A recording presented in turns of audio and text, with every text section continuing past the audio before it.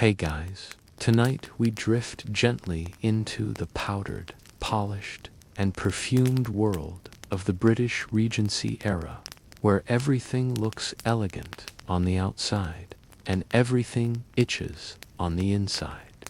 You are waking up not as a blacksmith or a milkmaid. No, tonight you are the daughter of a viscount, or maybe a marquise if we're feeling generous. Your life is draped in silk and rules.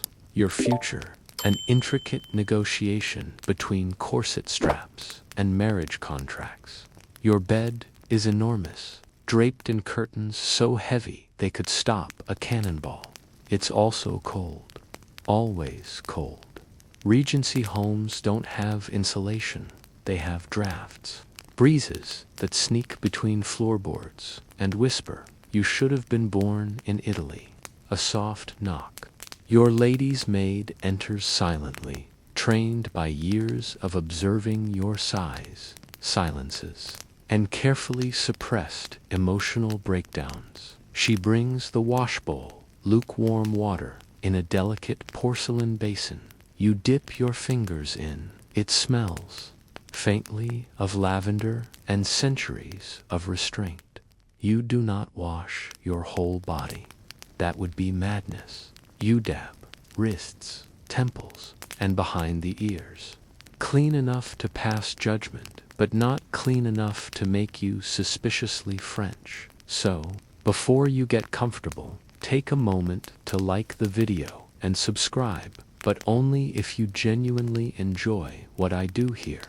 And while you're at it, leave a comment. Where in the world are you watching from? And what time is it there? Now dim the lights. Maybe turn on a fan for that soft background hum, and let's ease into tonight's journey together. Your maid begins the process of turning you into a person society might tolerate today. First, the shift, the layer no one sees, but that somehow determines your mood for the rest of the day. Then the stays, tight, firm, and unforgiving. Your ribs compress with each tug of the laces. You nod politely as your spine learns to behave. Your slippers are selected. Soft leather, imported to narrow. Designed for a life that involves no walking. You are helped into a robe de chambre, not because you're lazy, but because you're waiting to be fully dressed once your hair is deemed acceptable. Your hair, by the way, is a sculpture. There are curls, there are pins, there may be powdered lavender sachets tucked somewhere near the nape of your neck. The entire situation is held together by a fragile truce between patience, beeswax, and prayer. You sit, barely breathing, as your maid works in silence. This is how every day begins, with a ritual of controlled suffering, and all of it is practice for the day ahead, which includes looking composed, speaking sparingly, and making sure no one suspects how bored, cold, or hungry you are. Eventually, your governess knocks. Yes, you're still being supervised. You're 17. That's basically ancient in Regency girl years.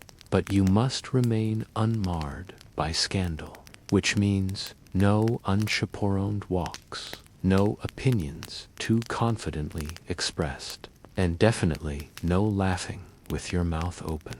Downstairs, breakfast is served, but don't get excited. You won't be eating much. Women of quality never appear eager for food. You nibble toast, a peach, a sigh. Meanwhile, your brother, let's call him Frederick, because, of course, downs half a ham and a pint of cream before disappearing to go riding, which may or may not involve actual horses. You remain elegant, upright, digesting regret from the window. You watch carriages rattling down the street. The city is waking.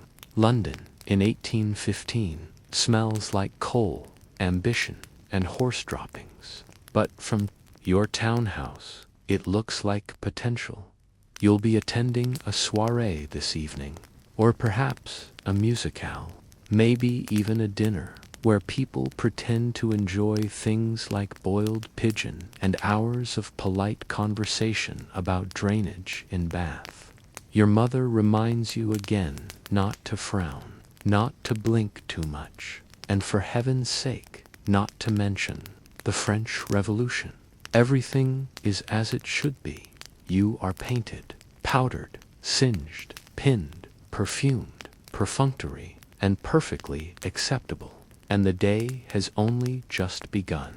Fashion, corsets, and strategically deployed elbows elegance in the Regency era is not a matter of taste, it's a matter of survival. Fashion doesn't just clothe you, it declares your income, your virtue, your breeding, and your ability to withstand moderate to severe discomfort with an air of serenity as you glide through the drawing room, corseted, powdered, and ever so politely restrained. You are not simply wearing a dress. You are performing a delicate dance of fabrics and expectations. The most iconic garment of the time is the Empire waist gown.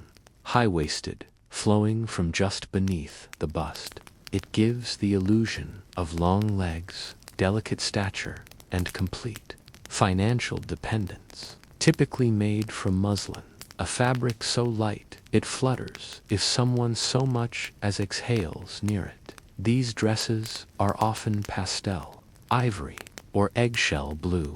Heaven forbid you wear bold colors before marriage. People might think you have a personality. The sleeves puff at the shoulders, or hang loose and sheer, like you're always ready to collapse beautifully onto a chaise. The décolletage is framed, not exposed, of course, but suggested with lace, embroidery, or just the slightest shimmer of skin strategically placed between modesty and manipulation. You don't walk, you float, but only because your shoes are barely shoes, slippers, really satin creations with soles thinner than a pancake and the arch support of a piece of toast. Your accessories speak volumes without saying a word. Gloves, elbow length, and slightly too tight. Always white reticules, the dainty precursor to the handbag, just large enough to carry a handkerchief and the emotional burden of spinsterhood, and of course, the shawl draped over your arms or shoulders, fluttering behind you as if it too is trying to escape societal expectations. And then the corset, stiff, structured, and laced so tightly it realigns your ambitions. You don't breathe, you sip air. Corsets create the ideal silhouette: high bust, narrow waist, erect posture, and complete emotional suppression. Some women pretend they don't wear one, claiming natural beauty. They lie, the gentlemen, dandies, mostly. Imagine a man whose cravat takes longer to assemble than your entire toilette. Their collars are so tall they could serve as pigeon perches. They walk like peacocks, with gout all pomp and careful footwork. To be well dressed as a man means breeches so tight they squeak when you sit, coats tailored to the bone, and a waistcoat embroidered with enough thread to finance a minor rebellion. Hair is curled, brushed forward, or teased to look like you've just composed a tragic poem about mist and betrayal. And while the men parade like overstarched parrots, the women prepare like a LCHEMISTS, because behind every flawless face at the assembly hall is a makeup ritual, executed with quiet precision and centuries of passive resistance.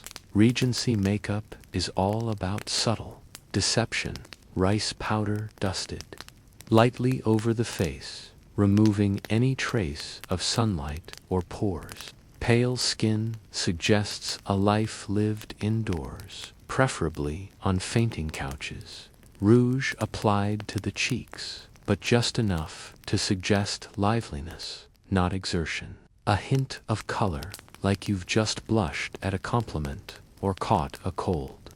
In the rose garden, beeswax or homemade balm on the lips, sometimes tinted faint pink with cochineal. Gloss is vulgar. Shine is suspect. And on very daring mornings, a smudge of lampblack darkens the lashes. If applied too boldly, it hints at foreign influence and possibly scandal.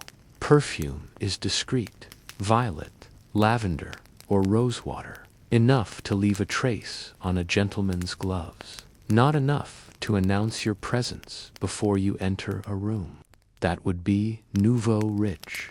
Every element of your appearance is curated, from the placement of your earring to the angle of your eyebrow arch. Nothing is left to chance. Even your elbows have purpose. Elbows are weapons in the ballroom. A woman knows precisely how far to extend her arm while dancing, how to lift her sleeve so it catches the candlelight, how to rest her elbow on a settee, just so angled in a way that suggests grace, breeding, and effortless self-control. Historians still debate whether Regency fashion was a tool of control or an act of artistry. Some claim it was performative, a daily theater of femininity. Others argue it was political, a silent rebellion played out in ribbons and rouge.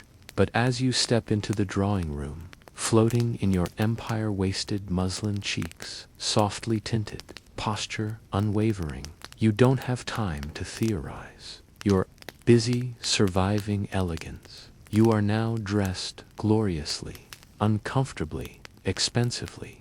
But before you step into the world, you must complete one final ritual, the illusion of cleanliness. Let's begin with a fundamental truth of the Regency nobility.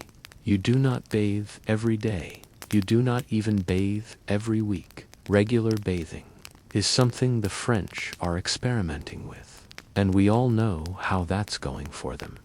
Instead, you freshen up. This involves warm water, brought in porcelain bowls, several flannels, and a complicated dance of dabbing and denial. Your lady's maid offers a lavender-scented cloth and murmurs, "Shall I begin with the arms, ma'am?" You nod. She wipes. The cloth turns slightly gray. You both pretend it didn't. Your hands are cleaned. Your neck is scrubbed. And behind your ears, always behind your ears, is purified with the kind of precision normally reserved for surgical procedures. This is not hygiene. This is optics. Your teeth are scrubbed with a powdered mixture of burnt bread and chalk. You use a brush with bristles that feel like punishment. There is no toothpaste. There is no minty freshness.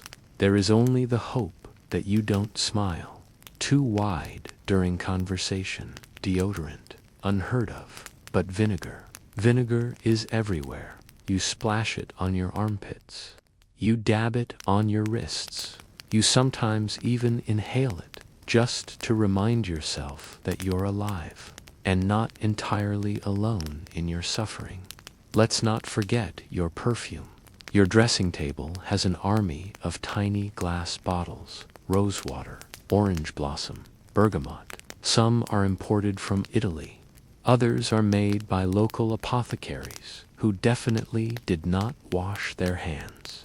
You apply a little behind your ears, a touch on your gloves, and, if you're bold, a drop inside your reticule. Not because it smells nice, because everything else does not. The Regency home is filled with scents. Coal smoke from the parlor fireplace, wax and oil from the candle sconces, a faint mustiness from centuries of damp wallpaper. and downstairs, cooked eel. Every morning. Don't ask why. Which is why you and everyone else walks around smelling like a bouquet in self-defense. Now, imagine your male. A gentleman's cleansing routine is similar, but with more theatrics. You stand shirtless by the fireplace, while your valet scrubs you with a damp cloth like an antique statue. You grunt occasionally to signal satisfaction or mild hypothermia. You shave with a straight razor that's been sharpened on leather and trust. Hot water is poured carefully. Lather is whipped. There are no safety razors, just trembling hands, and the awareness that one slip could ruin not only your jawline but your entire social calendar. Aftershave. Alcohol. Just alcohol. You slap it on, wince dramatically, and feel your ancestors cheer from beyond. Now you're ready to be seen, not smelled. Historians note that despite limited bathing, Regency nobility were obsessed with cleanliness, or at least the illusion of it. Some women used rice powder to whiten their faces. Others applied lead-based creams, which provided a luminous glow and permanent organ damage. You admire yourself one last time in the mirror. You smell like violets, vinegar, and powdered respectability. You look impeccable. You feel clammy. Your valet gives you a nod. Your maid adjusts your hem. Your dog, a ridiculous fluff of a spaniel named after a Roman emperor, yawns on the rug. The day begins now, and you are pristine from a distance, in low light, on a cold day. It's late morning now, just early enough that you haven't missed the polite window for taking tea, but late enough that you are expected to have already written 3 letters, refused to visits, and nodded vaguely at the piano. You descend the grand staircase slowly, deliberately, because gliding is a skill and rushing is for the lower orders. The hem of your gown whispers against polished wood.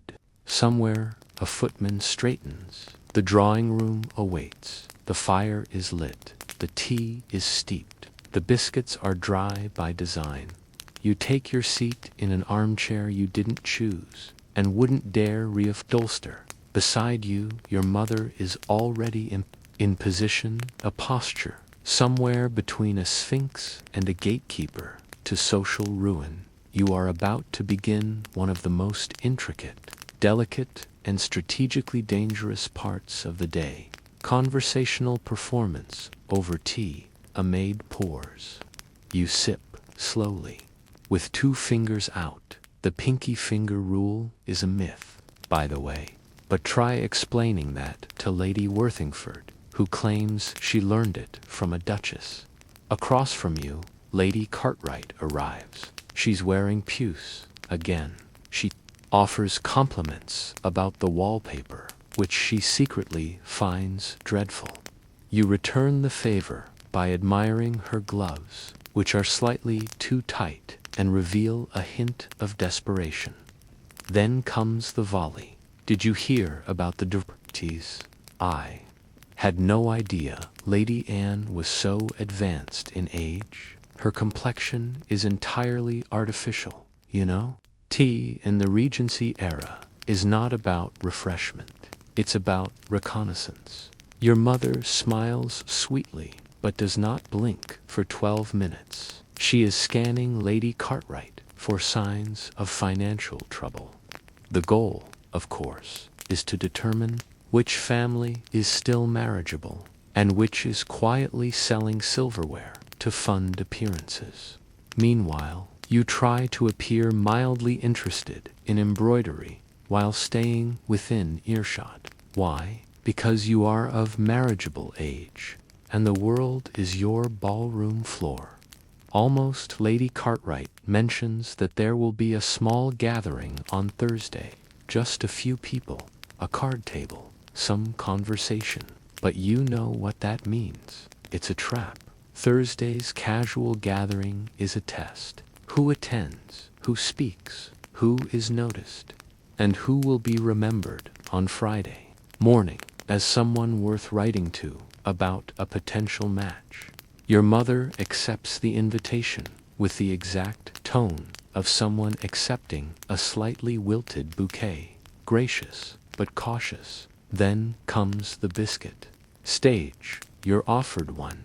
You do not eat it. You hold it. Eating is dangerous. Crumbs on the lap, grease on gloves, a cracked tooth. Marvel at its shape. Perhaps comment on the cardamom. This, historians agree, is one of the most absurdly specific social rituals of the era. Holding food you have no intention of eating while performing civility under psychological duress. Eventually, Lady Cartwright departs. She curtsies. You curtsy. The maid sees her out. You exhale, and then your mother turns to you. Well, she says, adjusting her teacup that went better than expected. You know what this means? You are being prepared. Soon, it will be your turn to visit, to host, to be observed, not for who you are, but for how convincingly you can be what they want. What's for lunch? Doesn't matter. What matters is who's coming to dinner, what they'll think of your dress, and whether they have a second son with a stable income and low expectations. That's Regency tea, scalding, sweet, and never, ever casual. You've made it through tea. You've endured the social fencing match disguised as polite conversation. You've survived the biscuits. Your gloves remain spotless. Now it's time for something far more treacherous. Your health, or rather the performance of being healthily delicate, which, in the Regency world, is different from actually being. Well, you don't go to the doctor. Doctors come to you. And when they do, they smell faintly of brandy and too much education. This morning, a small headache you casually mentioned 2 days ago has prompted a visit from Dr. Hambleton, who arrives. With his leather bag, his poorly suppressed ego, and a reputation for using words like phlegmatic, he asks about your pulse. You offer your wrist. He places 2 fingers there and stares into the middle distance as if consulting with ghosts. After 10 seconds of silence, he declares, your humors are imbalanced. Of course they are. You nod solemnly. You've heard this before. It's always the humors. According to Dr. Hambleton, your spleen may be melancholic, your liver overly your feminine vapors entirely too visible. He recommends reduced exposure to sunlight, no dancing for a week, and, of course, a mild bloodletting. Your maid pales slightly. You remain still. This is normal. Bloodletting is performed with a sharp lancet and a reassuring smile. A few ounces are drained into a bowl the color of despair. You are told it will release the congestion in your system. You do not feel less congested. You feel lightheaded and mildly annoyed. But this is medicine, and for gentlemen, it's no better. If you are a man and suffer from a cough, the doctor might suggest a tonic made from vinegar, laudanum, and possibly tree bark, a mustard plaster applied directly to your chest, or a blistering agent to draw out the toxic heat. Yes, blistering agent, a cream that causes real blisters, to distract you from your internal suffering by giving you external suffering.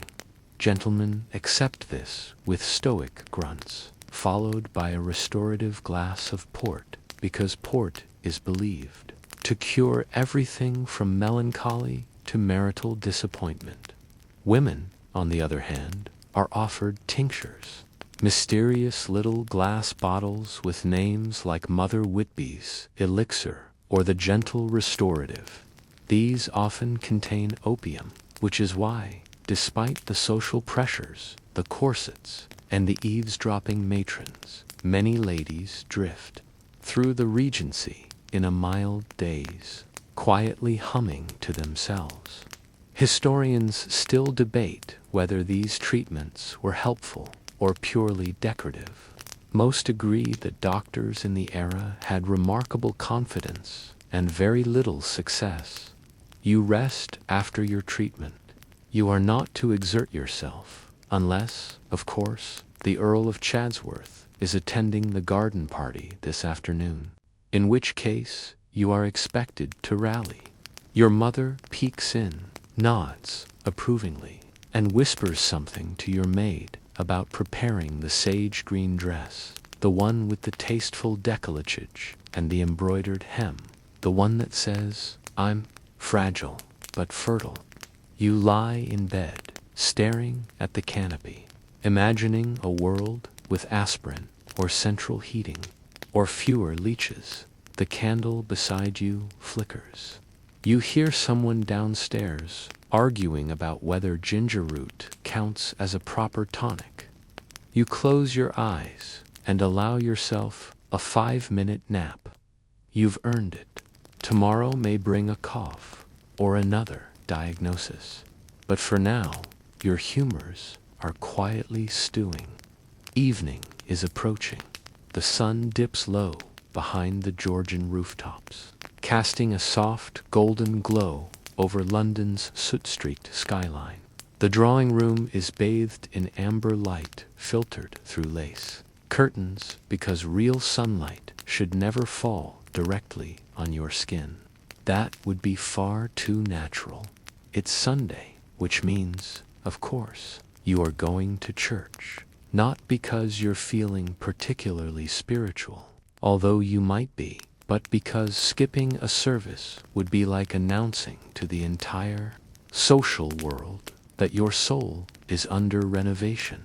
You rise slowly and prepare yourself for what is less a religious observance and more a runway of moral superiority. Your gown is high-necked, dark silk or pale wool, modest yet tailored.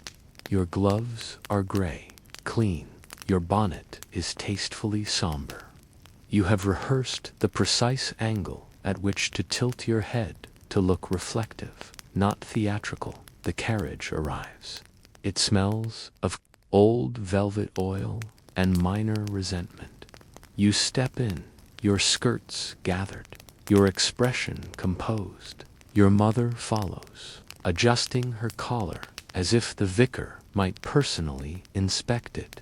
As you rattle toward St. Clement's or St. James's, or whichever church your family has deemed adequately austere this season, you review the unspoken rules of Sabbath performance.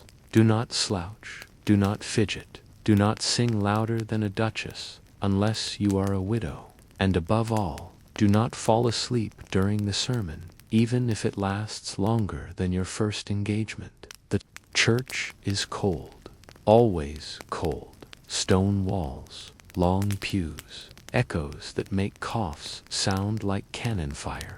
You sit in the family box, elevated, isolated, and designed to both see and be seen. The vicar begins. His voice drones on about duty, humility, temperance. You nod at the right moments, as does everyone else. The point is not to learn. The point is to be seen learning.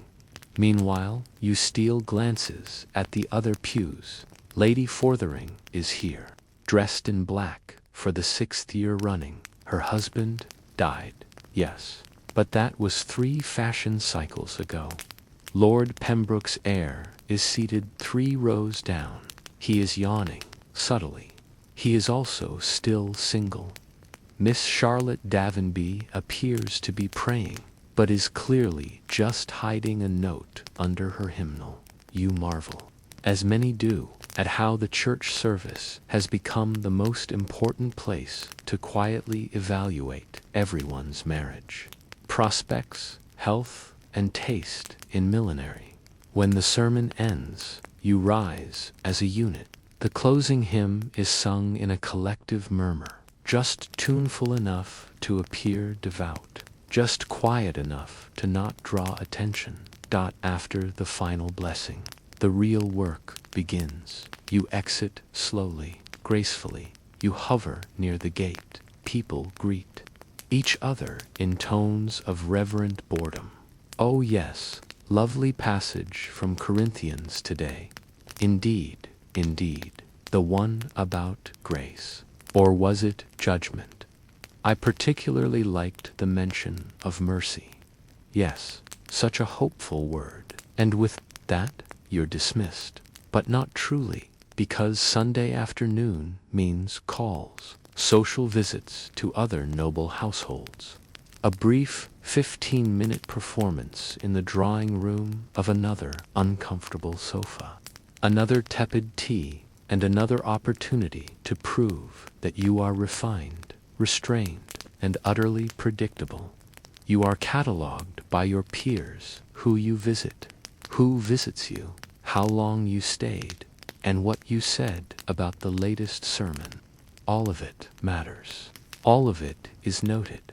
The church, in the Regency era, is less about salvation and more about positioning your family, your daughters, your future.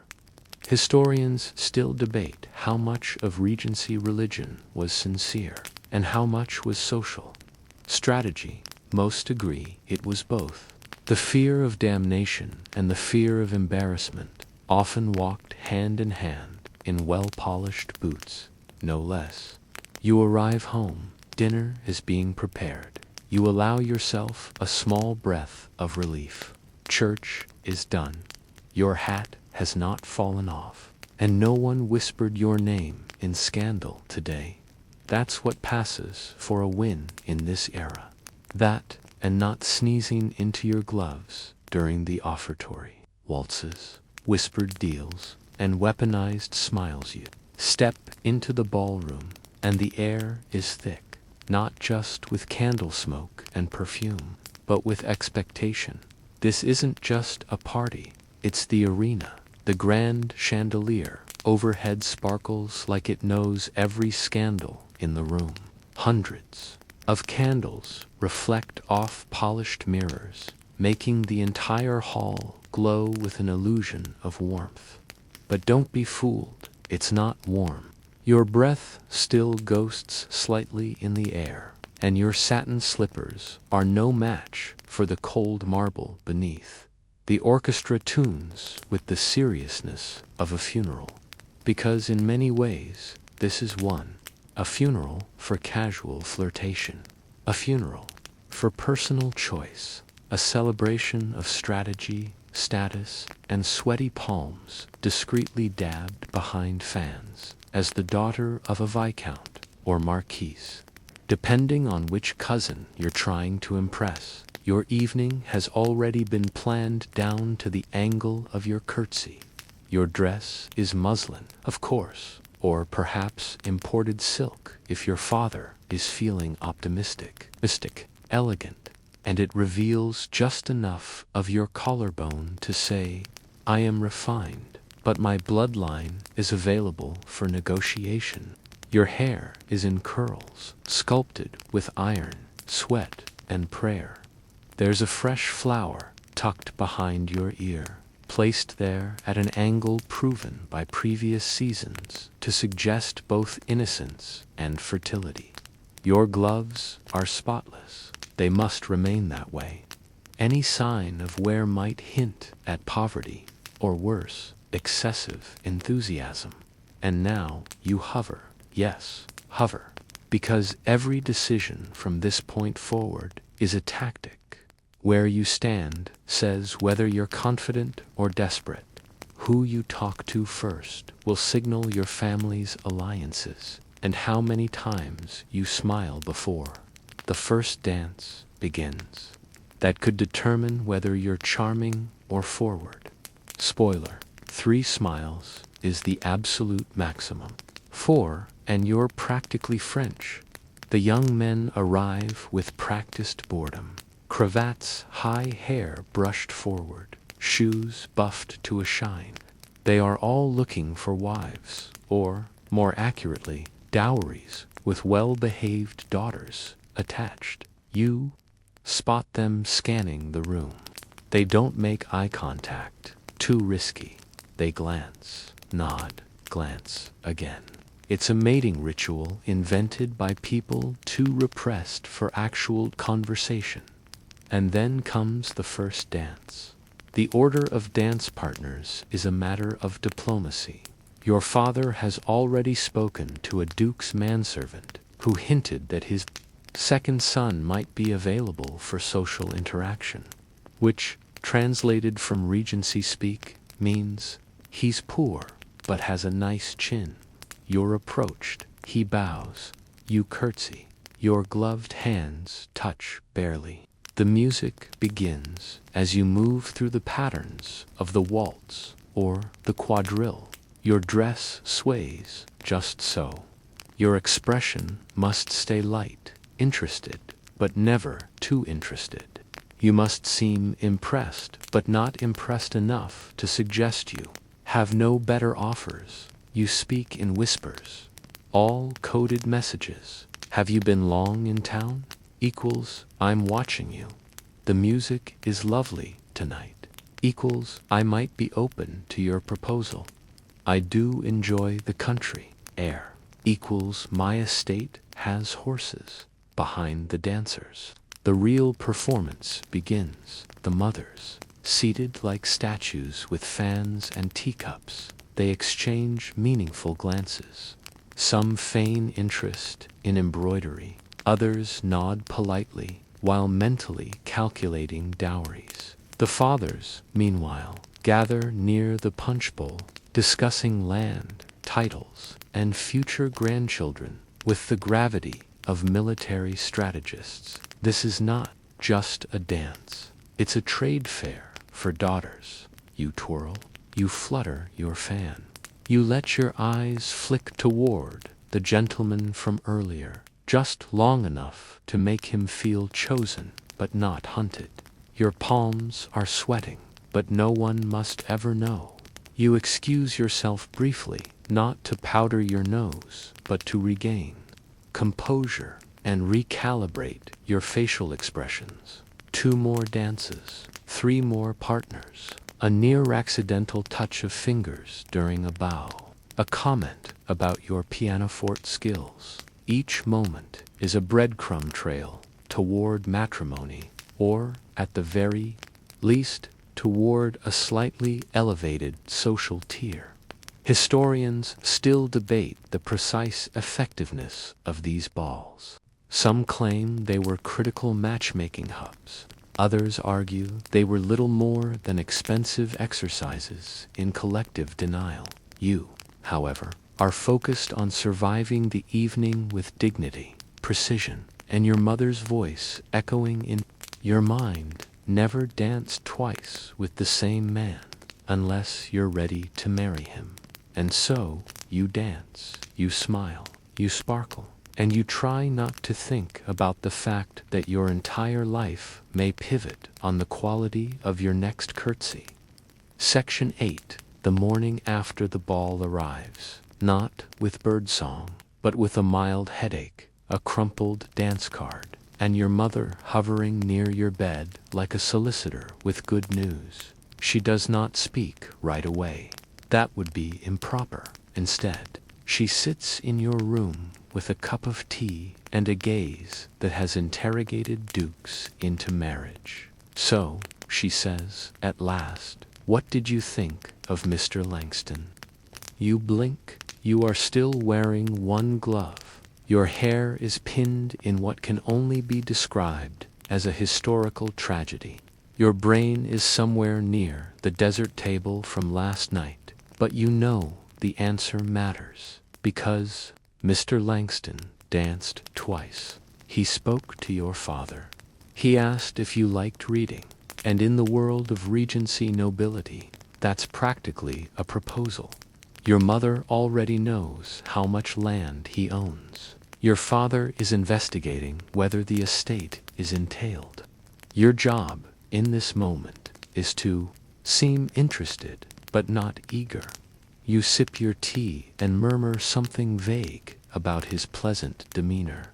She's satisfied, because this, dear listener, is the game. It's not about love, not yet. It's about dowries, inheritance, lineage. The right marriage can elevate a family. The wrong one can doom it for generations. If you're a gentleman, your position is no less fraught. You rise groggily from your bed, boots still on, because somehow you always fall asleep in full attire, and your valet mutters something about your waistcoat being well admired. Your father appears before breakfast. He asks what you thought of Miss Fortescue. You remember her as the one who likes Latin. He grunts. You nod, and so the matchmaking begins. Courting in this world is like negotiating a treaty, one that involves poetry, pastries, and a deeply competitive game of croquet. You're expected to call. That means showing up at the lady's house. During calling hours, you present a card. You're shown into the drawing room. You engage in approximately 12 minutes of slightly flirtatious small talk while sitting at least 3 feet apart under the watchful gaze of a grandmother. She offers you tea. You compliment her needlepoint. You both pretend that this is natural. Later, if she blushes in the right way, you might write her a note. If she responds, you might attend a musical evening together. Not seated side by side, of course, but close enough to exchange meaningful glances over a poorly tuned pinoforte. Your families observe. The staff gossips. The neighbors speculate this. Is courtship in the Regency era a slow-motion chess game, played over biscuits and candlelight, where the checkmate is not passion, but paperwork? Now, if you're a woman, your job is harder because you cannot propose. You cannot write first. You cannot say, I like you. You can only hint through dance, through posture, through a carefully timed flutter of the lashes that says, I am both available and yet totally indifferent. Miss the mark, and you risk becoming invisible. Hit it too directly, and you risk being forward. Historians have noted how Regency courtship was a high-wire act of emotional restraint, especially for women. You must be charming but not bold, sweet but not simple, graceful but never too clever, unless you're wealthy enough to get away with it. There are exceptions, of course. Widows can be slightly outrageous. Heiresses can be strange and still desirable. But if you're a moderately pretty, moderately clever girl with no fortune, you'd better learn how to embroider, look surprised at compliments, and feign interest in beetroot cultivation. Courtship during the Regency era isn't just a social ritual. It's your only shot at autonomy. Get it right, and you might marry well. Not for love, perhaps, but for security, a house, a name, a title. Get it wrong, and you could end up as Miss Featherstone, spinster aunt, she who reads too much, speaks too little, and gets placed between the dog and the piano at family dinners. You stare out the window. The world is blooming outside. Your suitor may be walking up the lane right now. You sit up straighter. It's time to be eligible again. The season is in full swing now, and every day is a choreographed pageant of visibility. If you're a young noblewoman, this means endless mornings of tea and posture, and every evening is either a ball, a concert, or a carefully disguised auction of marital potential. But let's talk about what everyone is wearing, because Regency fashion isn't just about aesthetics. It's a code, a weapon, and sometimes a trap for ladies. We begin with the Empire waist gown. It's high-waisted, yes, right under the bust, designed to make your torso look short, your legs look long, and your ability to digest food almost non-existent. The fabric, often muslin, a delightfully sheer material that clings to the body in ways that had older matrons fainting and younger men dropping monocles into their soup. These gowns are light in color, white, pale pink, soft blue, adorned with minimal embroidery, and designed to look Greek, because in the early 1800s, nothing said virtue like pretending you were a marble statue from Athens. There is no such thing as casual wear. Even your morning gown is trimmed. Your walking dress involves at least 2 layers and a hat that could frighten small birds. And speaking of hats, the Regency era is peak MILLINERY. There are bonnets that curve like crescent moons, caps that could double as decorative baskets, and turbans, yes, turbans, often worn indoors, paired with peacock feathers and enough confidence to silence a drawing. Now for the gentlemen. Their fashion is about precision. The cravat must be starched and folded with mathematical accuracy. A careless knot could mean social ruin, or worse, a mistaken identity as someone from trade. Their coats are tailored within an inch of circulation, their boots polished to a mirror, their hair artfully tousled, as if they just returned from fencing, brooding, or both.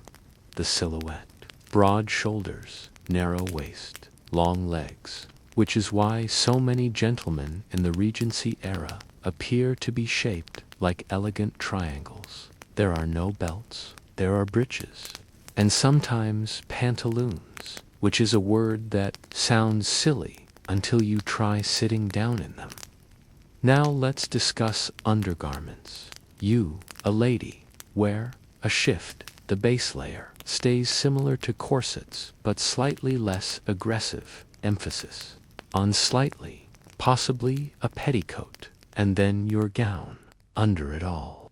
Stockings held up by garters, and a quiet sense of existential dread. Gentlemen wear linen shirts, waistcoats, breeches, or trousers, and always, always a pocket watch, because being punctual is one of the few virtues everyone agrees on. Footwear is impractical. Ladies wear slippers with soles as protective as damp paper. Gentlemen wear boots that gleam but squeak and forget waterproofing.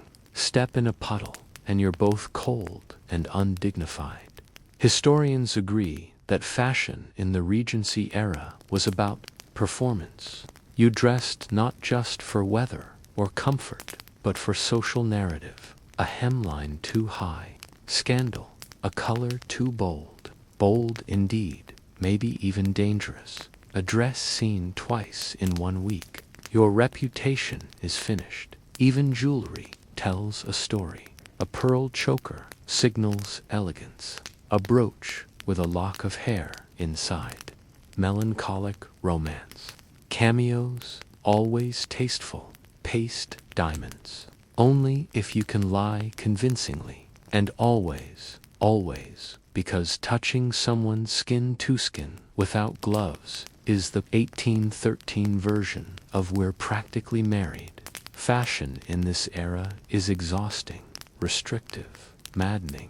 But when you enter a room lit by candlelight, and the violins rise, and everyone turns to look at you, you are a masterpiece, a powdered, pinned, corseted, starched, breathtakingly flammable masterpiece. And that, dear listener, is worth every pinprick and twisted ribbon. Now that you're dressed like a neoclassical goddess or a finely embroidered lamppost, let's explore how you keep all this presentable. That's right, it's time to discuss Regency hygiene, a subject full of half-truths, herbal tinctures, and a healthy amount of denial. Let's begin with bathing. Did people bathe? Yes, just not often. A proper bath involved a large copper tub, buckets of heated water carried upstairs by exhausted servants, and a room that may or may not be warmer than a damp crypt. You, as a lady, might bathe once a week using rose soap made from lye and animal fat, while a maid helps rinse your hair with rainwater and patience. A gentleman might go longer or shorter, depending on how many duels he's fought or how many compliments he's received from Lady Thistleton. Hair washing, rare, water wasn't always clean, and shampoo as we know it did not exist. Instead, hair was brushed thoroughly, daily, and with boar-bristle brushes that removed oil, redistributed it, and gave you that signature Regency sheen, also known as "I've been inside too long." To smell nice, you relied on perfume, sachets of lavender in your drawers, and general optimism. Teeth. Ah, the teeth. Toothbrushes existed, usually with bone handles and boar hair bristles. Tooth powder was a mixture of chalk, crushed seashells, burnt bread, and sometimes actual sugar. It cleaned your teeth. It also slowly removed your enamel, which historians agree is a less-than-ideal trade-off. Dentistry was enthusiastic, but horrifying. If your tooth hurt badly enough, you might go to a barber surgeon. He would smile, pour brandy on your gums, then remove the offending molar with pliers and a confident arm. Anesthesia, laughter, laudanum, prayer. Ladies often avoided smiling too, broadly in portraits, not out of modesty, but because their teeth resembled the ruins of a Roman forum. Now let's talk about the chamber pot. Toilets existed, but not in the modern sense. Most bedrooms had a chamber pot tucked discreetly under the bed or inside a cupboard. At night, you used it. In the morning, the maid emptied it. This was normal. This was daily. This was why powder rooms were invented. A polite term for "we hope you don't notice the smell." Public facilities, almost non-existent. If you're out in town and nature calls, well, let's just say it's best to time your outings carefully. And yet, despite all this, there is a curious obsession with cleanliness. Gentlewomen wore chemises under their gowns to absorb sweat. Men changed shirts daily, not just for comfort, but because a clean shirt was a sign of moral respectability. Linens were bleached and boiled. Silver was polished weekly. Servants scrubbed hearths, banisters, and boots until they gleamed. You might not be sterile, but by Regency standards, you were positively radiant. Now the nose powder. Yes, nose powder. Some fashionable women powdered not only their faces, but the insides of their nostrils, to ensure a fresh scent in case of, say, a sudden fainting spell near a chimney. And if that failed, a vinaigrette, a tiny locket filled with vinegar-soaked sponge. You sniffed it like a Regency-era smelling salt and hoped no one noticed your eyes watering. Historians still debate just how smelly the past really was. Some say the human nose simply adapted. Others argue that the constant layering of scents created a perfumed fog that masked most offenses. Either way, if you managed to get through the day without a nosebleed, rash, or fainting fit, You were winning. You're now ready for the day. Fresh, ish, gloved, powdered, deodorized, with orris root and a whisper of crushed petals. You step outside. A horse passes by. You smell it. Ah, yes. You're reminded once again that everything in the Regency era, including personal hygiene, was a battle between dignity and biology. And today, you're winning. Just don't raise your arms too high. Let's talk about mealtime, dear listener. That twice, sometimes thrice, daily opportunity for Regency nobility to demonstrate wealth, taste, and just a splash of indigestion. You awaken. Again, because naps are a legitimate survival tactic, to the smell of fresh bread and overboiled cabbage drifting in from below. It is time for the first significant event of the day, breakfast. But don't get too excited if you're a lady. Breakfast is taken alone or with close family, served in your room or a small morning parlor. It includes weak tea, always weak, never scandalously strong, thin toast cold by the time it arrives, a small piece of cheese or ham, and perhaps a boiled egg, unless you're watching your figure, in which case you stare at the egg and wish it well. If you're a gentleman, however, breakfast is a full campaign. There may be kedgeree, a mildly spiced rice and fish dish that no one quite likes, but everyone tolerates. Cold meats from the night before, toast with anchovy paste, yes, really, and coffee, possibly the most treasured item in the house, brewed strong and consumed with enough sugar to qualify as dessert. Now, lunch or luncheon, if you're fashionable, is not what we'd consider lunch today. It's an informal, often solitary affair. Perhaps a slice of cold game pie, a glass of sherry, a hard pear, a moment to stare wistfully out a window and wonder what Lord Derby meant by your pianoforte skills are surprisingly bold. But the real show, that's dinner. Dinner is the centerpiece of the day, a formal, multi-course production beginning promptly at 4 p.m. or later. If you're particularly stylish and unconcerned about digestion, you descend the stairs in your second-best gown. The good one is for Thursdays.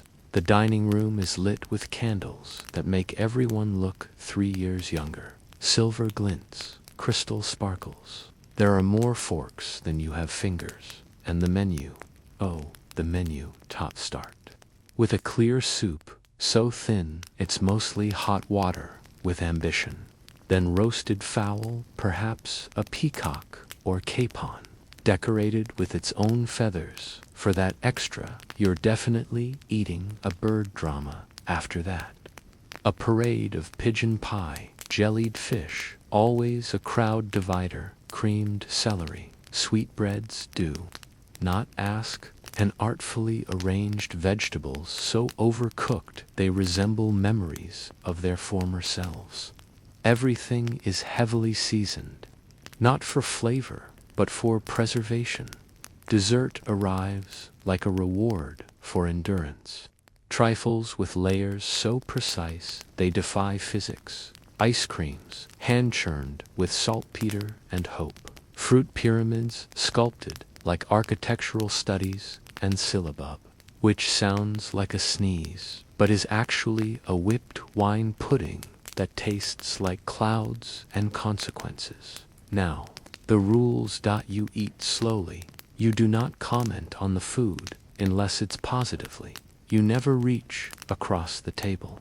You never discuss politics except in a tone that implies you've read Burke and remember what he said. And should you drop your fork, you pretend it never happened. A servant will retrieve it. You simply smile and reach for the other one.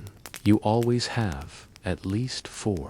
As the meal concludes, Ladies retire to the drawing room, while gentlemen remain behind with the port. The port is important. It signals masculine conversation, which typically includes fox hunting, the price of barley, a scandal involving someone else's cousin, and, eventually, a short but meaningful discussion about the French. Meanwhile, in the drawing room, the ladies drink tea, nibble biscuits, and pretend not to listen for footsteps, specifically the footsteps of the gentleman whose presence might mean you made an impression at last week's musicale. Historians note that Regency meals were about more than nourishment. They were about order, hierarchy, performance, how you eat, who you sit next to, what you decline, and whether you laugh too hard at a marquis's joke. It all contributes to the delicate lattice of reputation. You leave the table not full, necessarily, but full of meaning. Dinner ends. A maid helps you out of your gown. You sip a final cup of weak chamomile. Your stomach protests gently. In the voice of syllabub, you lie down in a bed surrounded by silken hangings and the scent of last night's lavender sachet, and you drift off, thinking of pigeon pies, powdered wigs, and how many days remain until Thursday.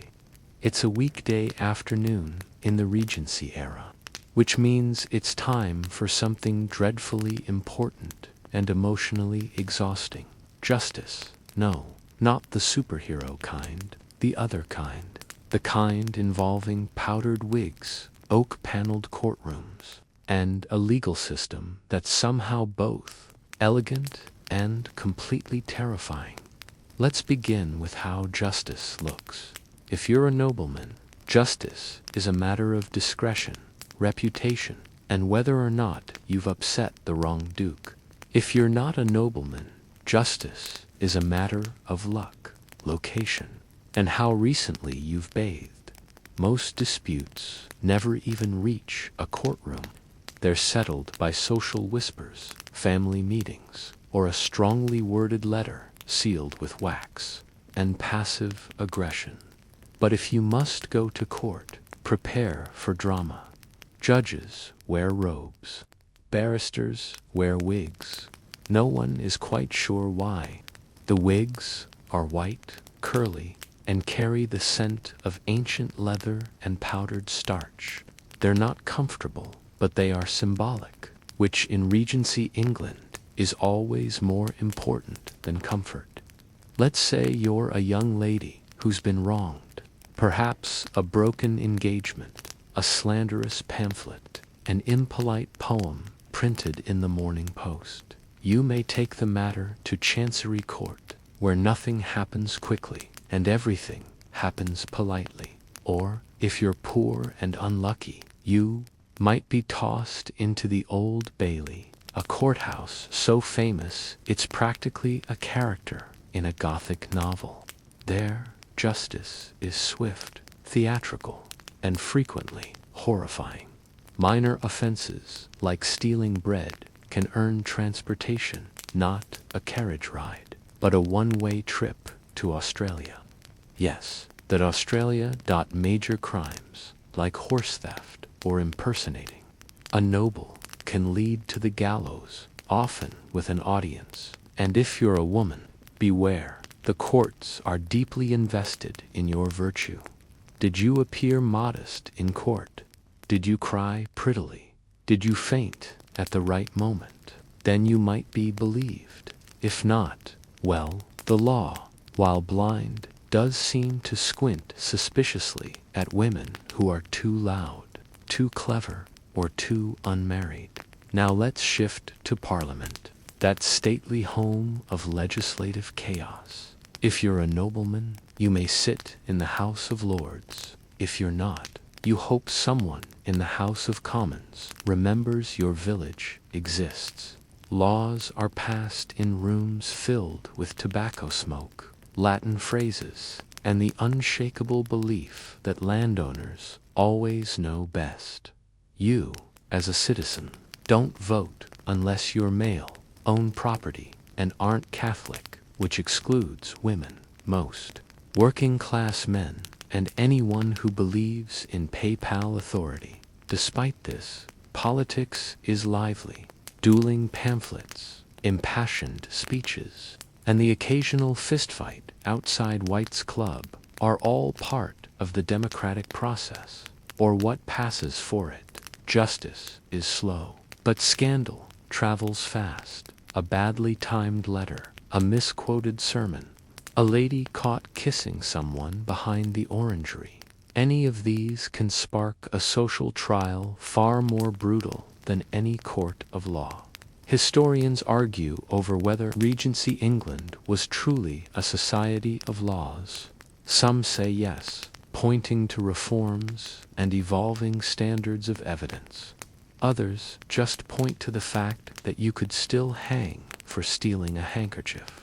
But for you, a member of the nobility, justice is often handled with a quiet word, a whispered warning, an understanding among peers, a polite exile to the country for a season until rumors cool and memories fade. Because in this world, reputation is everything, and justice is often just a well-placed silence.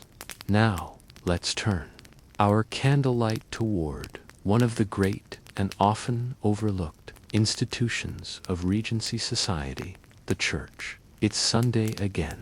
Yes, another one. They keep happening.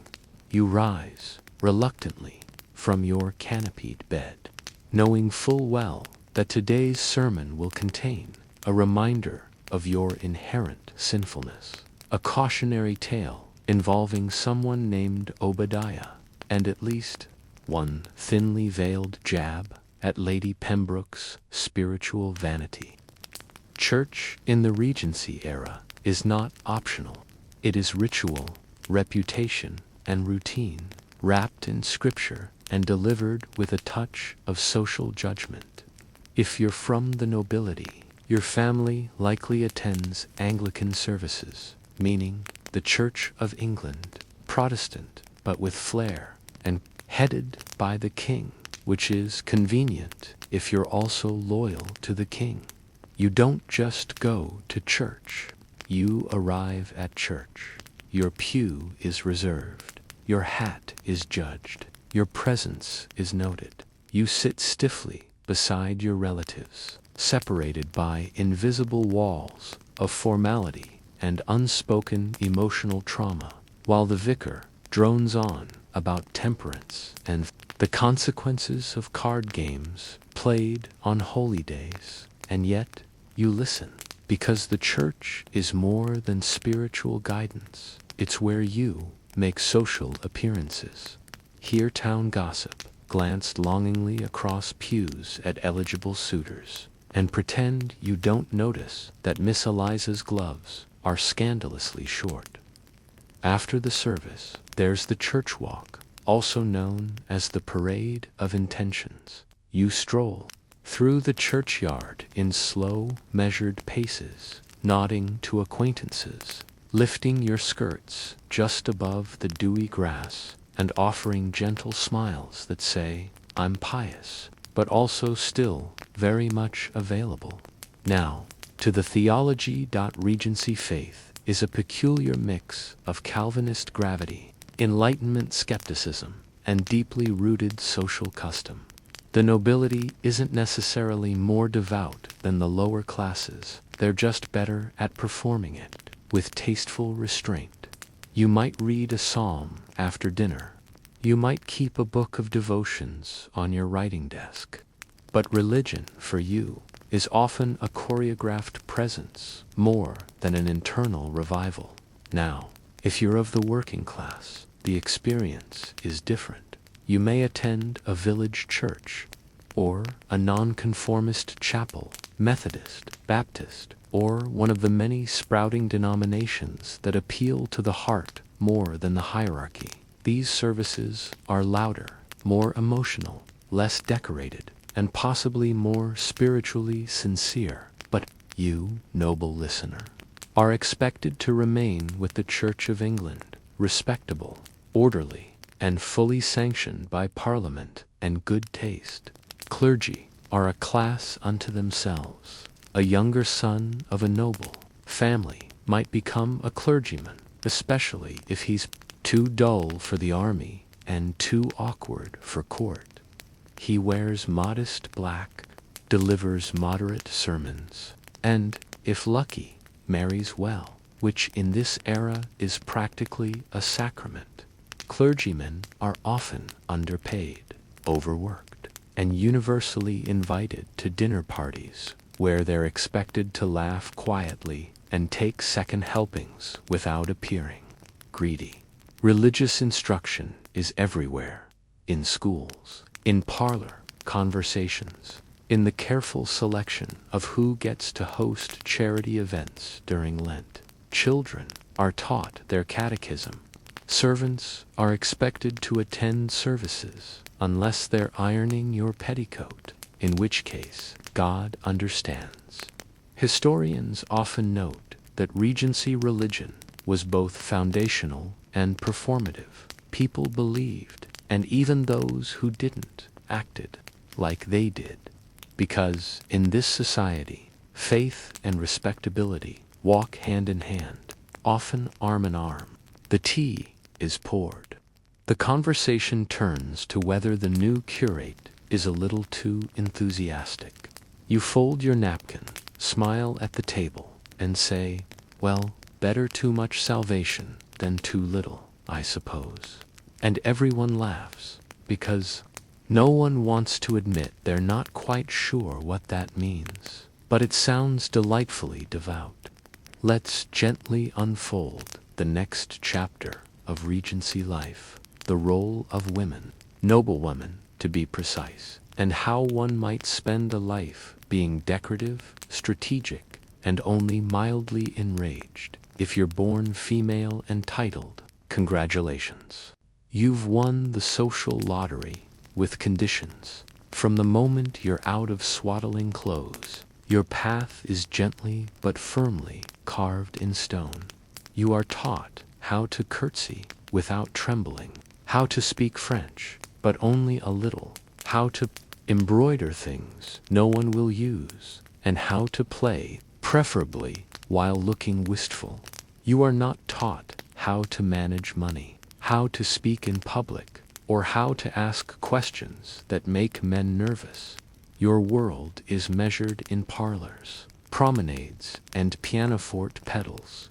Education is tailored like your dresses, expensive, flattering, and always designed to impress others, never to empower you too much. You read novels, but not the wrong ones. You learn history, but not the parts where women led rebellions or ruled empires. You understand poetry, but must never write anything too honest. By the age of 16, your name is whispered at dinner parties with speculative tone. By 18, you are of age. By 21, you are still waiting. By 25, you are still charming. By 30, you are still available, but the lighting has to be better. Your job, essentially, is to marry well, not just for yourself, for your family, your siblings, your estate's future, and perhaps the fate of that one eccentric cousin everyone is politely ignoring. But marriage is not your only role. You are expected to host dinners that create strategic alliances, decorate drawing rooms with conversational skill, be charitable but never tyrannical, manage staff without ever appearing managerial. Should you marry, your duties multiply. You now run a household the size of a small army, except you're not allowed to raise your voice, break a sweat, or admit you don't understand how many linens a guest bedroom requires. Children arrive. One must be a son. More than 4, and people will start giving you odd looks at church. You nurse them. You educate them. You hand them over to governesses and tutors by age 6. and hope they don't grow up to gamble away the estate or elope. With an opera singer. You attend to your husband's moods. You host his colleagues. You sometimes politely ignore his absences and pray for no letters addressed in perfume. You become Popey over time, a quiet powerhouse of soft influence.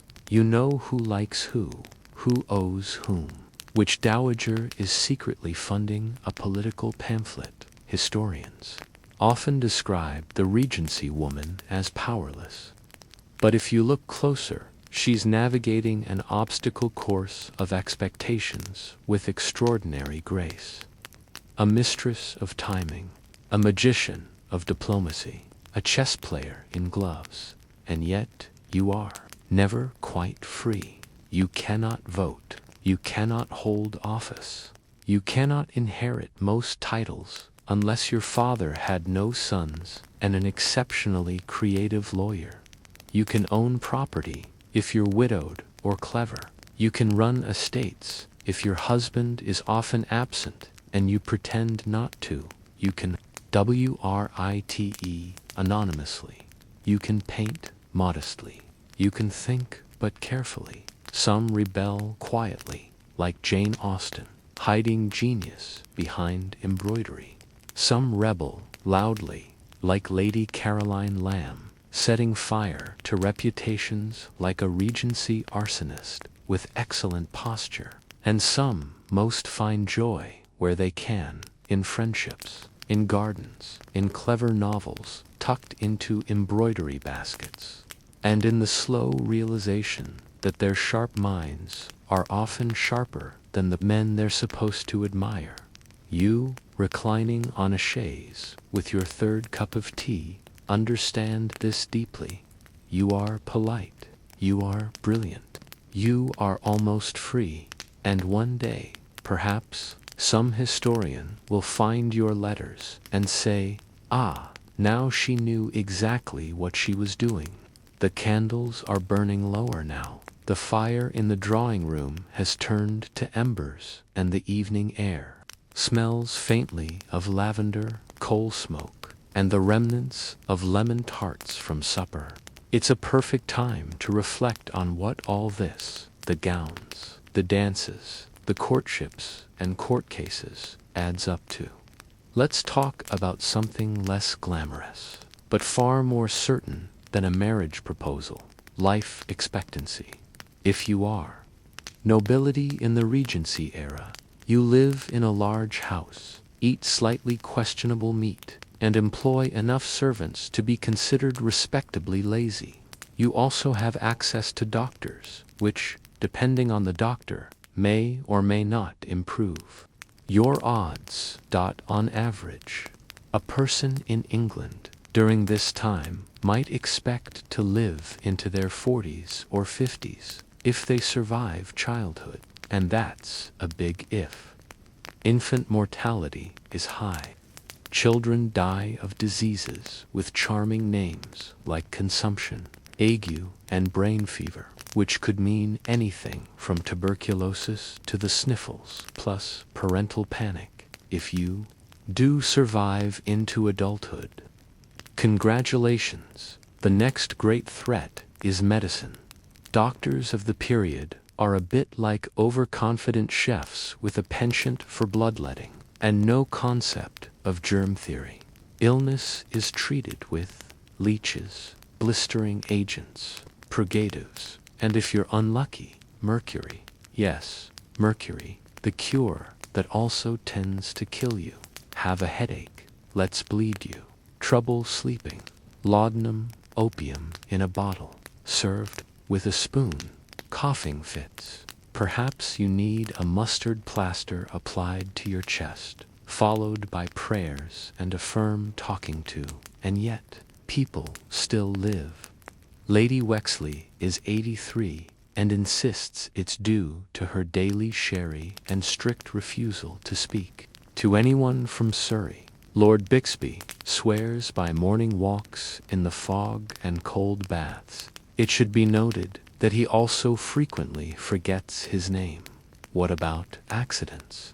Well, staircases are steep, candles set things on fire, and carriages have a tendency to tip over dramatically, especially when someone shouts, "Faster, man!" But, truly, the most dangerous thing is childbirth. For women, it is the quiet battlefield, the moment when titles, pearls, and imported shawls don't matter. Your survival depends on a midwife with steady hands and a doctor who knows when not to intervene. Many do survive, some do not. It is whispered in drawing rooms, written in careful euphemism in letters. She was safely delivered of a son, though the mother is rather weak, which is code for she may not last the week. This is not meant to frighten you, merely to place things in perspective, because life in the Regency era is precarious, exquisite, yes, lavish, often, but never guaranteed, and so people dance harder. They marry fast. They write long letters and save pressed flowers. They weep at concerts and laugh at terrible poetry. They live urgently, politely, and always in the shadow of what might come next. Historians still debate how much people feared death. Some argue they accepted it with grace. Others suggest they ignored it with style. But here, in this flickering moment of 1813, you, noble listener, sip your evening cordial, feel the weight of your velvet dressing gown, and know every quiet hour is a kind of triumph. Every sunrise is another chance to attend a slightly too long dinner party.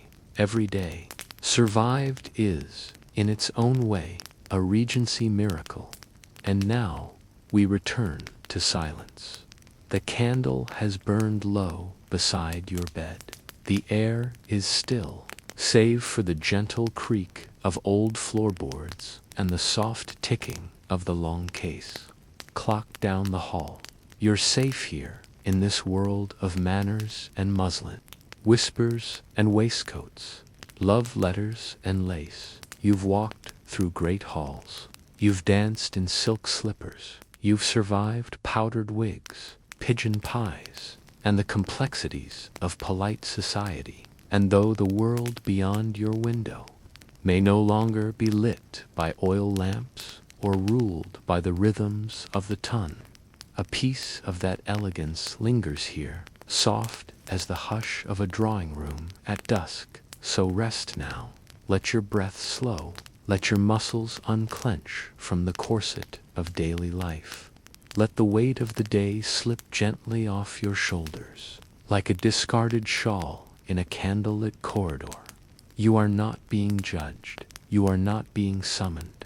There is no pianoforte to perform, no eligible duke to impress, just you and the quiet, and the soft hum of sleep drawing near. Let yourself drift. Let your mind wander through old gardens and moonlit ballrooms. And if you dream, may it be of calm seas, well-cut cravats, and perfectly brewed tea. Good night, noble soul. You've made it through another tale